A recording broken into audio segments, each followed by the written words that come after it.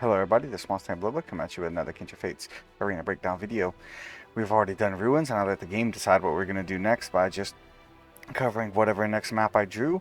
It was between Forest and Riverside, and as you can see, Forest popped right up. So, without further ado, let's get started. There's not a lot to say about Forest. The spawn points are essentially identical. You can see the opponent's spawn point right over there. Forest has literally no cover. There's no special features at all. It's just a completely wide open map. The best thing to do when you first start Forest, in my general experience, you have one of two options. You can either switch to kinfolk like Slifer, do something like this, rush over here, start meleeing them, or I've seen Inku do like an airdrop of an Ember on me. I don't have an Ember in my party, but I'll show you kind of what I mean. Do like this, and then you know, you can have like a drop your kinfolk right on top of them. That's one opening.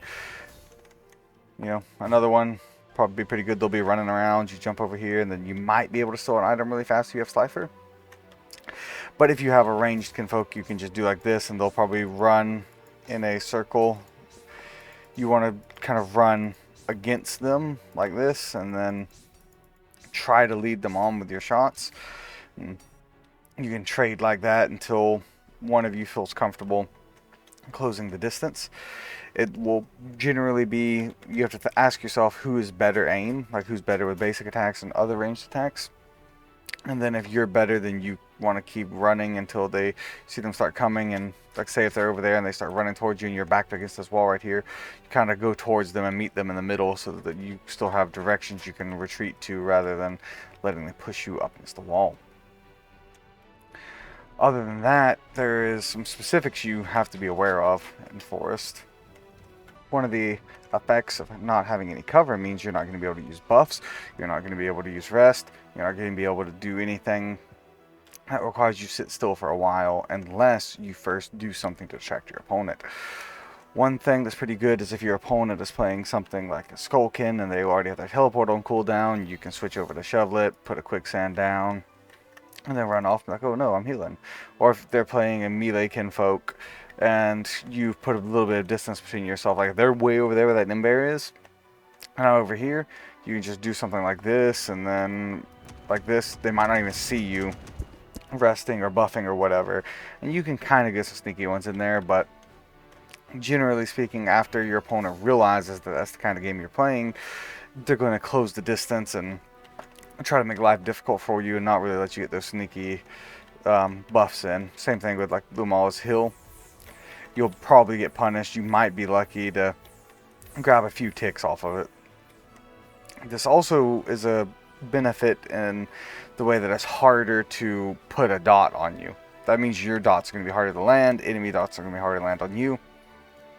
Because like if this Ember threw his scorches like here, here, and here, you know, it's not like this. I have to go that way. I could just go around or something. He could stand in them and make it life difficult for melee kinfolk, but that's about all you could do. Versus Ruins, you can really control choke points. And if you see an enemy going to a choke point, you kind of hit them as they're going through it. But if I see Ember start throwing scorches and I'm running like this, I can start going away from him, getting out of his range. If I had like dash or something or bounce with Slifer, you could bounce away, dash away, and get out of the range for him. It makes it a lot harder to land. There is one way you can make cover though, is if you have rock wall, you can, it takes a lot of your charges, but you can throw up a rock wall between you and your opponent. Generally you can do it like, you know, going like this. Imagine my screen is a paintbrush right now. It's like a boop, and then this way you could trap your opponent where this Lumala is standing if you were on this side of it.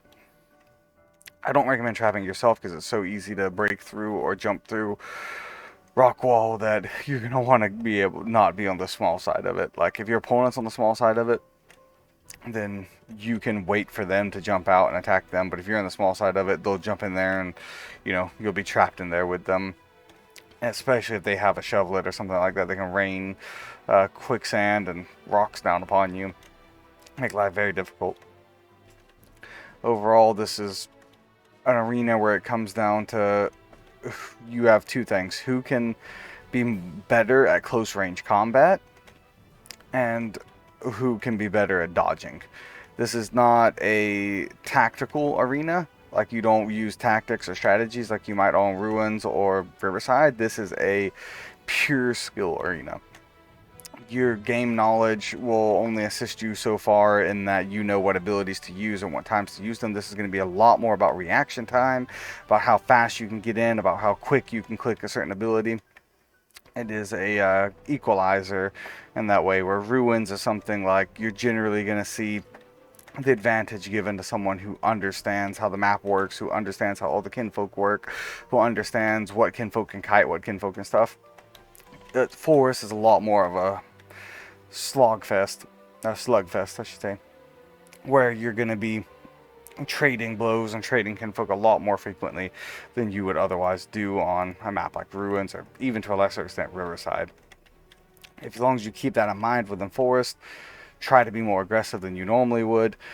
Try to stay on top of your enemy. Try to make them feel uncomfortable. Try to make them slip up and make mistakes. Maybe scare them into switching to somebody they shouldn't necessarily switch to. And as long as you keep those facts in mind, you should do relatively well on Forest. This is probably going to be the shortest video in the series because, like I said, there's not a lot to the map. It's just more of a general gameplay idea. You just get better with Forest as you get better at aiming and dodging, more or less. But hope you guys enjoyed this nonetheless. Until next time, this has been Monstertaming Bisloba signing off. Hope you have a wonderful day. Goodbye, God bless, and see you next time. Bye-bye.